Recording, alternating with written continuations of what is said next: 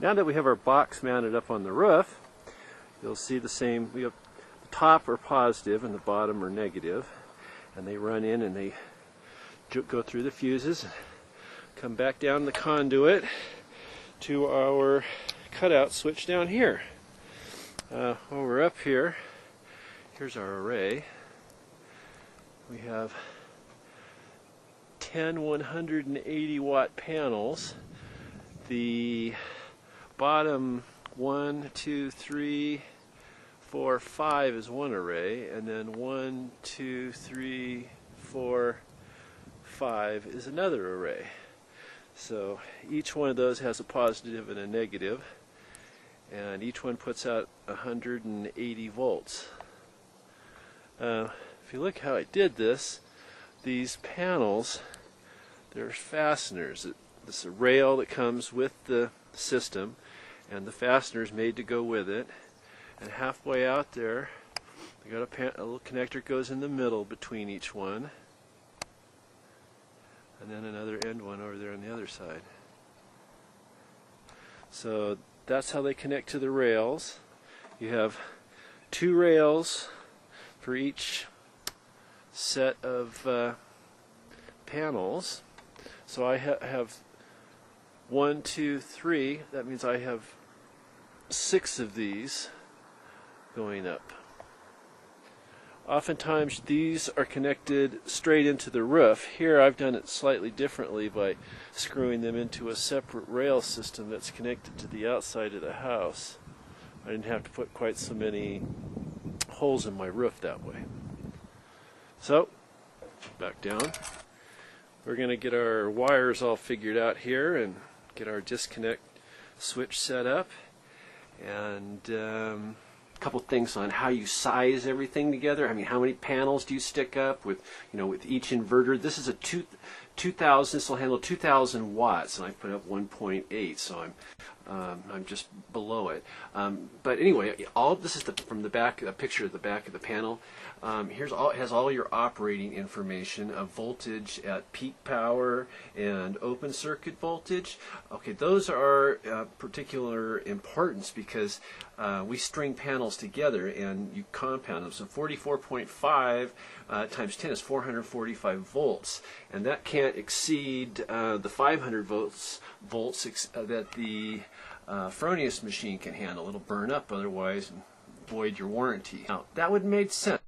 10 of those, 445 volts, that should have been fine. But no, there's a counting factor in the book that says that you have to multiply it by 1.25 or 1.23. You have to go look at your area, and that has to be under 500. So it didn't work, and I took everything apart and made 2 arrays. So now instead of 10 together, I have 2 sets of 5 together. So that means now I have 180 volts. This is what it operates at, and open circuit voltage would be 222.5 volts.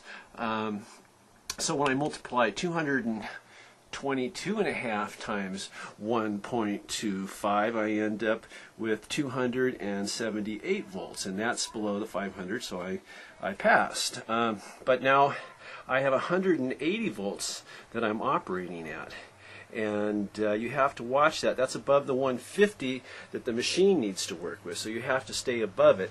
You also need to stay above it a little. Maybe I'm kind of at the lower end of the range here because when it gets hot, your voltage drops, and if it drops too much, then your machine won't work when it gets hot. Same thing happens with when it gets cold. Your voltage goes up, and you have to leave. That's why the factor was put in there. So those are some, that's all U.S. code book is concerned. They all have that. So trying to configure a system's enough to drive a guy to drink, you got to go get yourself a big stiff one. And go to your computer, because here they have a configuration tool for each of your, so this is the Fronius inverter configuration page.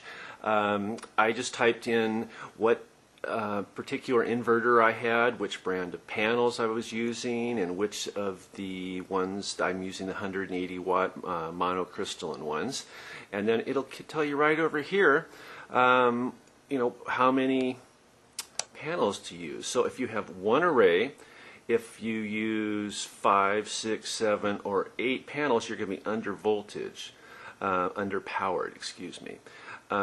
So they recommend you go to 9 or 10 in a single array. Well, we already know that 10 is going to be overpowered due to that 1.25 factor. Okay, so I went over to 2 arrays. 2 arrays with 5 will give me the 1800 I want, or I could go to two arrays with 6 panels, and I would then have 2163.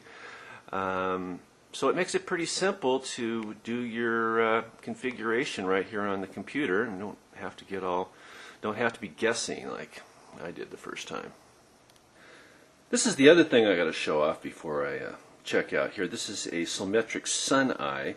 It uses a fisheye lens here. You point it in the right direction so that it's looking in the way it wants to look, due south, and then it takes a picture of the tree line that you have surrounding your house, and it calculates out the percentage of the solar energy that you're going to get. After you shoot the picture, you put it on your computer, and in the orange here, or the yellow here, you can see the sun's route, and the green is the trees that are getting in the way, causing blocking and reducing my total solar resource factor. That is a total solar resource factor is a function of your tilt orientation factor, which is the direction and the tilt of your panels, and then you multiply that by the percent of shading and you get your total resource factor.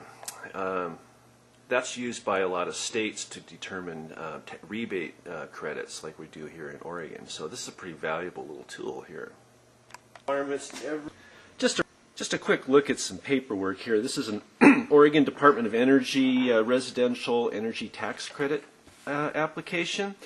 To make a long story short, we're going to calculate the total the tilt orientation factor and also the total source resource factor. That is actually comes from the tilt orientation factor multiplied by the percent not shaded factor. Now, how do you get all this stuff and what do you do with it?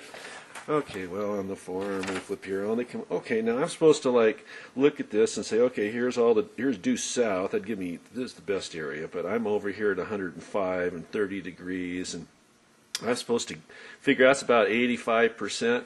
Well, the sun eye told me it's actually 87, and that's a much better way to calculate it. And then I'm supposed to draw a graph here, you know, all these shading things and subtract out all the little percentages.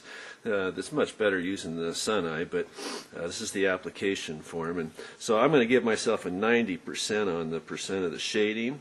And when you multiply that by the tilt orientation factor, you get about 78%, which is hopefully going to be more than the 75% needed to get the $3 a watt state tax credit.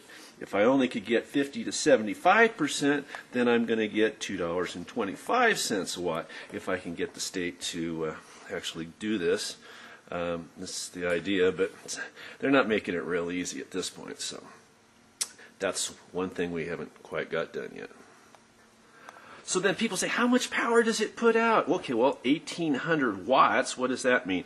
So to calculate what it puts out in a year, you take 1,800 watts, you multiply it by the total solar resource factor, which is the 78%, and then you multiply it by 1.43, which is a multiplier that they come up with, and you end up with 2,008 kilowatt hours for the year. So what does a kilowatt hour cost you? And that'd be the same. Here it's like 7.5%, so I mean I'm going to save $150 a year. It's cool with me. Places where it's like San Diego, it's 3 times that. So pretty soon you're saving like $500 a year. This starts paying off fast. Go figure it out for yourself. Okay, so there's me, yours truly. If I can help you with anything, give me a buzz. We'll be waiting on our high-tech communication gear. Ciao.